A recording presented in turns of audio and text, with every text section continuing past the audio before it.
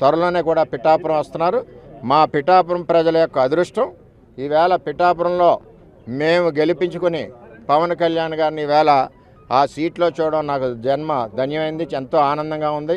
నియోజకవర్గం అంతా కూడా అభివృద్ధి పదంలో నడుస్తుంది, రాష్ట్రం కూడా అభివృద్ధి పదంలో. రాష్ట్ర ఉప ముఖ్యమంత్రి, మరి అదేవిధంగా రూరల్ డెవలప్మెంటు, పంచాయతీరాజు, మరి ఎన్విరాన్మెంట్, ఫారెస్టు, వీటిలన్నిటికీ సంబంధించిన ఉప ముఖ్యమంత్రి పవన్ కళ్యాణ్ గారు ఈరోజు ఛార్జ్ తీసుకోవడం ఈ రాష్ట్ర ప్రజల యొక్క అదృష్టం. ఈ సబ్జెక్టులో ఆయనకు ఉండమని చెప్పి నేను తెలియజేస్తున్నాను.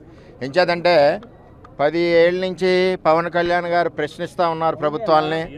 ఈ రాష్ట్ర మహిళలకి గుక్కుడు మంచినీళ్ళు ఇవ్వాలి, గ్రామాలు అభివృద్ధి చేయాలి, పంచాయతీలు అభివృద్ధి చేయాలని ఆయన చాలా ప్లాట్ఫామ్ మీద ప్రశ్నిస్తూ ఉన్నారు. వైసీపీని నిలదీశారు పంచాయతీలో ఉన్న నిధులు దోపిడీ చేస్తే. ఈవేళ